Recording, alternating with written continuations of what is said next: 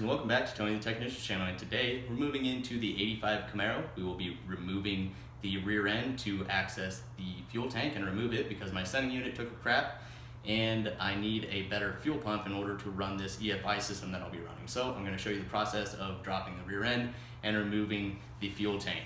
I'm not going to be going in through the interior and cutting a hole because I need to inspect everything, the tank and the lines and all of that. Plus I just got done redoing the interior. I'm not going to rip everything out in order to cut that panel out. So I'm going to show you that process, and then the next video will cover actually removing the fuel pump and installing the new one with the sending unit and reinstalling it in the car. So I hope you guys enjoy the next couple videos of the Camaro build, and then we'll get to actually fully assembling everything and getting it running. So stay tuned and I hope you guys enjoy. Thank you guys. Okay, so like I stated, we're going to be removing the tank out of the car. So what we're going to have to do is we're going to have to drop the rear end. We're not going to have to completely take it out, but we're going to have to be able to get it low enough to get the tank out. So what we're going to do is we're going to go ahead and remove this panhard bar that was recently installed. The upper mount on the panhard bar, I can't remember the name of it, but it mounts to the body by 3 bolts on this side. You can see right there.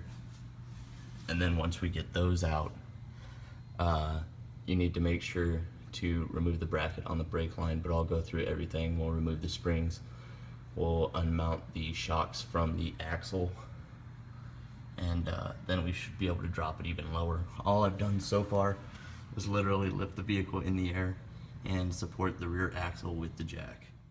Okay, so what I'm going to start out with is removing this panhard bar. I'm going to start from this side and remove it from the frame of the body, and then you can leave the other side attached because it is mounted to the axle itself. So it's most likely going to be a 11/16 or a 3/4 on this side. I believe it's 11/16, but with this undercoating on it, I have to use a 3/4 inch socket, and then the other side is going to be a 13/16 to hold it in place. And I'm just going to go ahead and remove this now, and then we'll get to the support bar above the panhard bar. Okay, so as you can see here, I removed the panhard bar. It's sitting down here, and I just replaced the fastener back in its original location. I've also removed the nut off of the support. Up here I haven't removed it yet because, as you can tell further along down the line, all the heat shielding is attached to it. So we're going to go through with the 7mm and remove all of the fasteners that are 7mm for all the heat shields and everything. Alright, so the heat shield is removed, or at least one of them. It's the main one that attaches to the panhard support bracket and all of the surrounding pieces. And as you can see, it kind of opens up the gas tank area. Now what we're going to do is we're going to go to the opposite side of this bar, and we're going to remove the 3 main bolts on that side. I'll let you know the size here soon. Okay, so here is the panhard bar support. Once again, this side is on the driver's side. It is held in with 3 15mm bolts. This is the side that goes to the passenger side, and you saw I removed the nut off of the fastener. You can leave the bolt in until you get the 3 15mm bolts removed from the driver's side, which are located right there. Once you get those removed, you can go back and remove the bolt that's holding in the other side, which you can see I did, and then I replaced the fastener back in its original location so we don't lose track of anything. But it does need removed because it does cross over in front of the gas tank. So the next steps are going to be pretty simple as well. This isn't a hard procedure, just quite a few parts. So you can leave the lower control arms mounted to the rear axle because that's going to give you support when you disconnect everything else. Because coming up, we are going to remove the lower mounting points for the shocks on both sides, and then we're going to remove this heat shield right here, which is also just 7mm bolts or fasteners. And then right up here, we're going to remove the bracket for the brake lines, which is pretty simple. And then if we need to, we can go onto the rear axle and kind of pry up on these that actually hold the brake lines to the axle if we can't get it low enough, but we should be able to, and then we'll be able to get the springs out and we can start working on the actual gas tank itself. Okay, so we got the other heat shield removed. It was 3 7mm bolts, really easy to remove. And then the next thing I did was remove the 2 fasteners holding the brake line and fuel line right there. It is 13mm and a 10mm. Really easy to remove. Now that we've got that done, we're gonna start on the shocks. We're just gonna remove the fasteners out of the bottom connected to the axle. Once we get that done, we want to, well, before you do that, you want to make sure that your jack is actually supporting your axle, because when you disconnect them, you don't want the axle to fall. So make sure you support it. And then after that, we will move on to removing the gas cap, the springs, and disconnecting the actual lines. To remove the shock, you got this fastener that runs through here. You're gonna have a nut on the back side that is 13/16 and 3/4 on the front. You may or may not have to hold this fastener on the back and use the 3/4 to remove the nut and washer on the other side. And then we can simply just remove it from there. And it's the same process for the other side, but make sure you have your axle supported. So we got the shocks off of the bottom bracket. All you're gonna have to do is grab it, kind of wiggle it back and forth like this until you can push it off of the fastener down below. Really simple, got both sides done. You can kind of see the axle let go when you remove the shocks. Now we're gonna slowly let down the jack and get these springs out, but while you're doing this, make sure to keep an eye on your brake lines and everything. So we're gonna do that now. All right, so as you can see, the springs are out.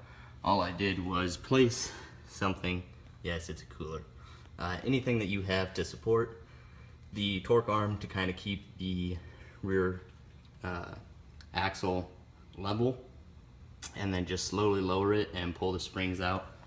And then this will be the side facing down that actually goes to your axle, and then this side with the rubber kind of bushing mount will go towards the body of the car.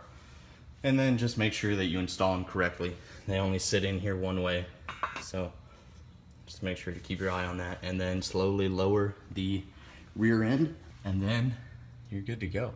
I've lowered it basically probably as much as I want to.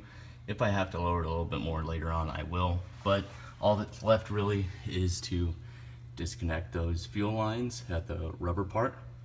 And then up here, there are 2 15mm bolts. Sorry, I'm really shaky. I'm trying to do this at a really awkward position. But there's one on each side going to these straps. Once you undo those, these straps will kind of hang down, and then we'll slowly be able to remove the gas tank.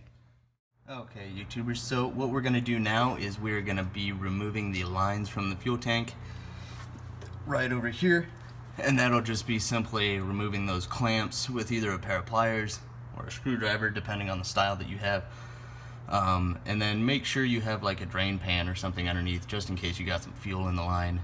And then once we get that done, we will move to the tank straps and slowly remove those and see how much fuel is actually in the tank before I drop it on my head. So I'm gonna go ahead and disconnect the lines now. Okay, so we've got the fuel lines removed. As you can see, the 2 smaller ones here, I just removed the little clamps, and then the main line is actually threaded, and it's gonna be 5/8 and 3/4 for your flare nut wrenches, and it might be a little tight. It was a little bit of a pain getting it off, but I got it off. Now all we have to do is remove the bolts at the end of these straps up here in order to lower the gas tank, but make sure to take your gas cap off, and it might be an awkward angle to actually get this tank out. So we got the gas tank out. Just remove the 2 straps, the bolts. The bolt size is 15mm, and my tank is probably 1/4 to halfway full, so I couldn't get it out by myself. Had to call a buddy to help me wiggle it out because it does get caught up in this. You can remove this, but we were able to get it out. Now I'm gonna clean it off really take a closer look at it, make sure everything's good, and then in the next video we will be replacing the sending unit and fuel pump with the aeromotive stuff. So stay tuned for that. But that is removing the fuel pump. If your gas tank, or removing the fuel tank, if it's empty, you might be able to do it by yourself. If not, you might need a buddy to help wiggle it out. Okay, YouTubers, so that's it for the fuel tank removal. Stay tuned for the next video of actually removing the sending unit and fuel pump and putting in the aeromotive and Dorman stuff. And I hope you guys enjoyed that video too. This wasn't too bad.